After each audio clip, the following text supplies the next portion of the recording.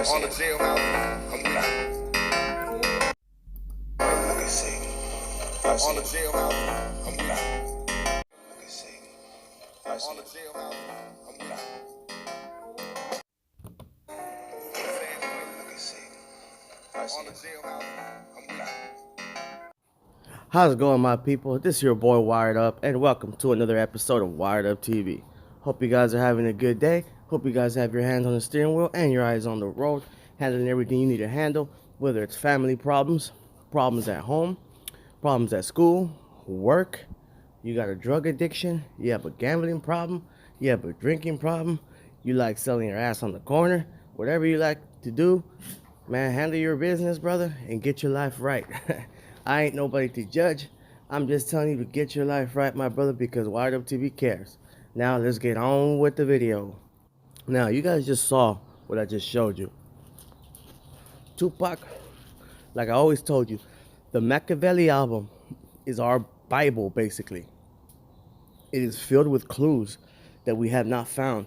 Unlocking that album is unlocking where Tupac is and what happened that night. Okay, you heard what he said. Do you see him? I see him. I'm alive. He's just telling you he's alive. Okay, he's telling you he's alive right there. He gave us clues. He told you, peep game. Don't just bob your head to the music. He was telling you how to read his prophecy. Okay, he said, I see him. Or do you see him? I see him. I'm alive. I mean, y'all heard it. I ain't bullshitting or making this shit up. The Makaveli album is full of goodies. Full of it. Okay? Full of goodies. And stuff that will blow your mind. Okay?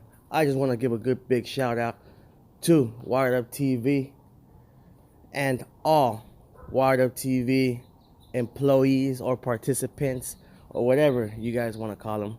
And a big shout out to Rosemary Sermeno for her great ideas and being part of the Wired Up TV team. Alrighty?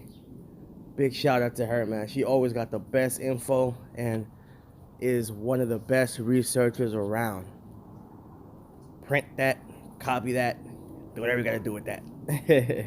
Big shout out to Rosemary Sermeno. Now, another thing I wanted to bring up to you guys is something I feel is very, very, very important.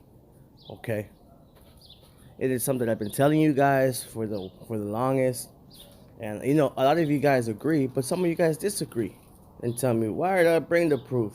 Well, here's the proof. Why I be telling you guys that Tupac was related to Orlando Anderson and Mr. Keefe D. That's why they were in New York, right behind Tupac. Okay. Now, Afeni Shakur, her name is Afeni Shakur Davis. Dwayne Keefe D. Davis. Afeni Shakur Davis. Dwayne Keefe D. Davis. Do I need to spell it out for anybody else? That Tupac is related. So if he's related to Keefe D, he's related to Mr. Orlando Anderson as well. Now, you can say whatever you want to say, that Afeni changed her name, and that Afeni did this, and then Afeni did that. Okay, Afeni changed her name for a reason. Okay, she knew, Tupac knew, they knew who Keefe D and Orlando Anderson were. And we believe they were related. Okay? That's where the evidence has brought us to, and that's what it is. Okay? But y'all, I've been telling you guys that Orlando and Tupac were related. I've been telling y'all that they were in some pictures. Orlando Anderson and Keefe D were also in videos. Now, they were not in Tupac videos, I'm not saying that, but they were in other rappers' music videos. Now, who do you think brought them in the game? You know, it wasn't Puffy. How do you think they met Puffy? You know, they met him through what's his name, Zip. But, you know, Zip hung around with rappers and movie stars. So how do you think they met Zip? You know, and then remember Tupac was kicking it with Biggie and everybody else around there. You know, whatever his name is, the guy snitched him out. We got him with the rape charge. What's his name? Fucking Haitian Jack and them. He was around them, so you know he knew Zip, and that's how, you know, that's how shit got down with Keefe D and Orlando Anderson. I mean, that's who brought him in the game, was Pac. You know, they were always around him because they are related. Guys, come on, open those big old eyes you guys got. So we know Tupac left a sign on the Makaveli album saying he's alive. See him, he's alive. And we know he was related to Keefe D and Orlando Anderson, okay? So we know this. That has been proven to you right now with proof. Not just words, proof, okay? Now, that being said, something else that we want to show y'all, okay? And it is going to be something that's going to shock your guys' eyes. And we keep telling you guys here in the Wired Up TV family, keeps telling you guys that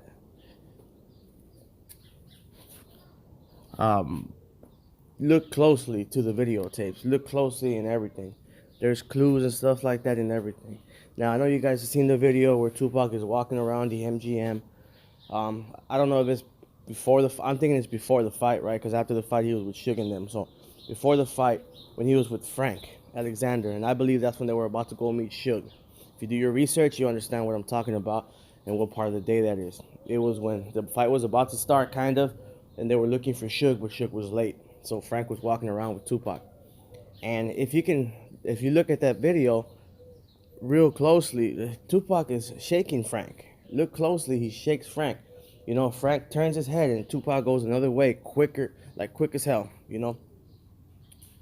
He was shaking him because somebody was handing Tupac a passport. Yes, somebody was handing Tupac his passport. Now you're going to say, well, Wired Up, but you said he was preparing to fake his death. Yeah, he was. Well, then why didn't he have his passport then, Wired Up? Ooh. Okay, let me explain that to you guys. It's because if you guys do your research, if you guys recall, Tupac was supposed to go to Atlanta with one of his aunt, or I guess it was his cousin, right? One of his aunt's kids, Gloria Cox's kids, was fucking up. I don't know. I believe he was on drugs or something. He was messing up, but he pawned one of Tupac's guns. So Gloria Cox's son was having some drug problems, and he ended up pawning one of Tupac's pistols that he left in Atlanta. Because, you know, Tupac's mom had a house in Atlanta, and he had his family over there. So he was supposed to go there, but as you guys recall, Suge convinced him to go to Vegas, like Tupac had promised. Suge didn't let him go to Atlanta. He used that guilt trip, knowing that Tupac is loyal, to take him to Vegas. So Tupac forgot and left his passport with someone he knew. And that someone is believed to be in this videotape here. Now, we're still trying to find out who that someone is. But that's why Tupac didn't have his passport. And, you know, he had to give him his passport as sneakily as he could without anybody knowing. So this is how they planned to do it. That's why Tupac seemed to know exactly where he was going. They were supposed to be looking for Suge. Look at Frank. Frank is just looking around, looking for Suge, and Tupac knows exactly where he's going because he's getting that passport. He was fucking with Frank and telling him, man, we gotta look for Suge, to distract him so he wouldn't pay attention.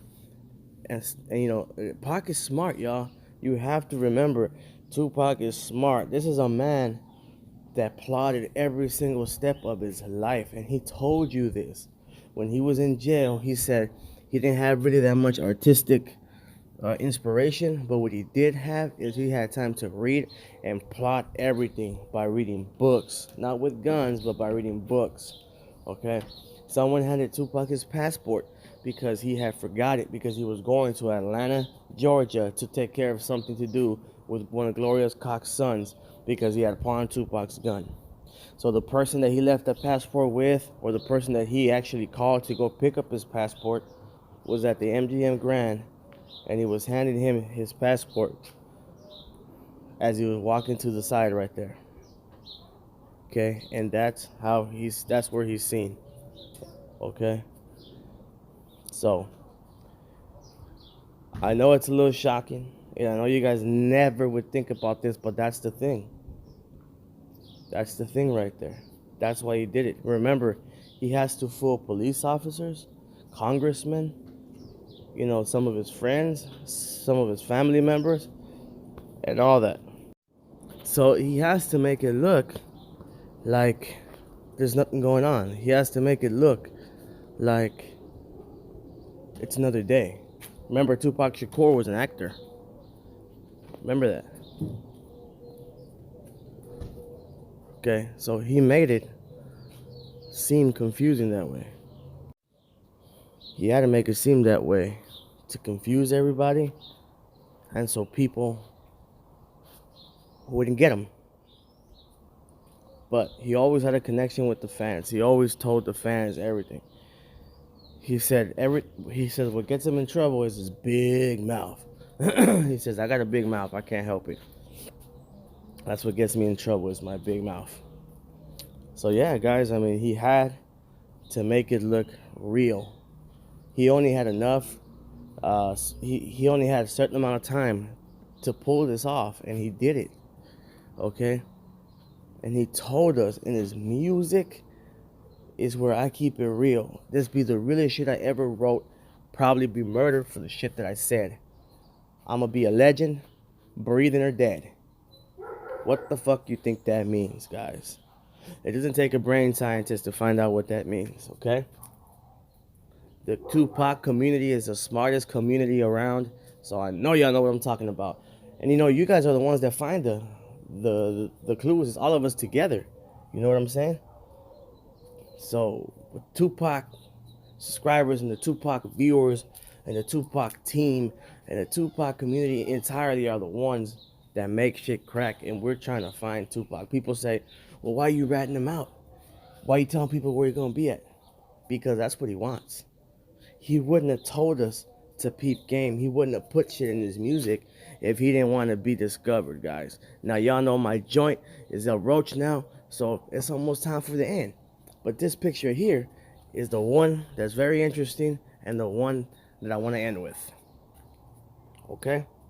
You see this shawl Snoop Dogg is wearing? Snoopy, the cop doopy. It's a pentagram. It looks like it has sixes too. But we'll go ahead and, you know, ignore that. But it gets deeper than that. Okay? Tupac had Jewish blood in him and in his family too.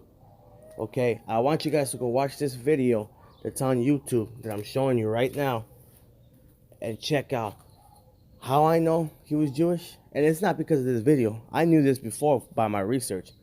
But so you guys can check it out real quick. Check out this video so you guys can understand what I'm telling you about. Okay? He was Jewish. And this shawl that Snoop Dogg was wearing here was a sign or a taunt to Tupac. Like saying, yeah, I'm indicting you into the Hall of Fame. So what? They're enemies, guys. You see the hate Snoop Dogg has for Tupac. The way he talks, the way when they bring up Tupac, how the envy just bleeds out of this man's eyes and his pores. He has envy for Tupac. Okay? Just like he said in that interview where he goes, well, me and Dre had more of a spirit of music and love and harmony. And then he goes, but Tupac had hate and retaliation. Shut the fuck up, bro. You were making videos dissing Eazy-E, talking about shooting them and shit. What the fuck are you talking about, brother? What are you talking about, Snoop? Get fucking real. We are not blind and we're not stupid. Open your eyes, guys. He talks about Tupac was negative and all he wanted to do was talk about fighting and this and this and that and this and this and that. But remember the diss songs he made about Eazy-E. talking about my nuts on your tonsils and shooting them and 187 on the cop. Motherfucker, you talking about killing cops. What do you mean violent and negative, motherfucker? You were on trial for murder.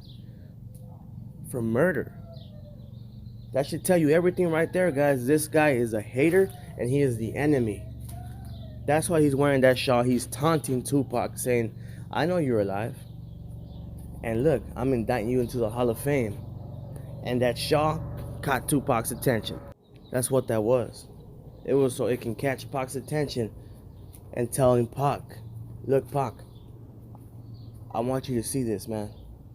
I'm indicting you in the Hall of Fame. I know you don't like me, but look what I'm doing. Come get me. Come get me. He's taunting Tupac.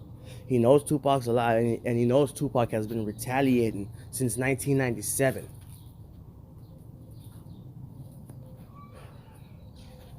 That's why Snoop says, can't nobody touch me. What about that song, Pimp Slap, when he's talking about, I'll shoot at you from a white caddy, like Shaq Daddy. A white caddy. He's taunting. That song is about Suge. Pimp Slap. He's telling y'all that he has something to do with that shit in Vegas. He's telling y'all that he's a fed and he's a cop, and the cops has something to do with that. It doesn't take a brain scientist to find that out. Tupac had Jewish blood in him. But guys, I'll leave this for y'all, for the community. Okay? Y'all, do your research, keep your head up, keep positive, y'all. Okay? Keep positive, y'all. Alright?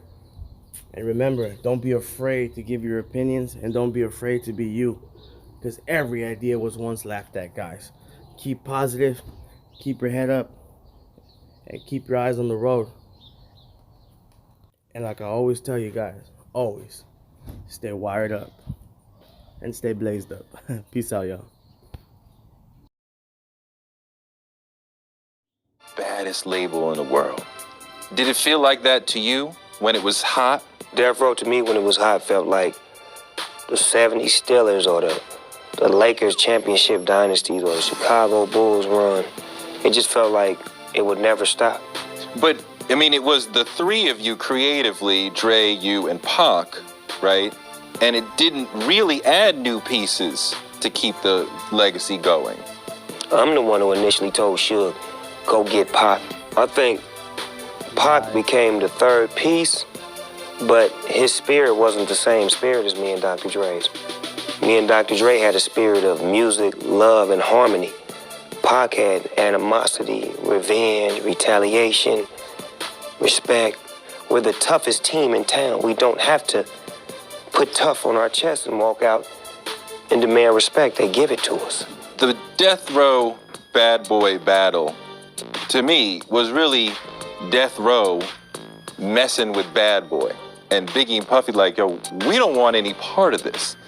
I don't think it was messing with him. I just think it was personal. But I saw differently because I was friends with Pac, Biggie, Puffy, Suge, all at the same time.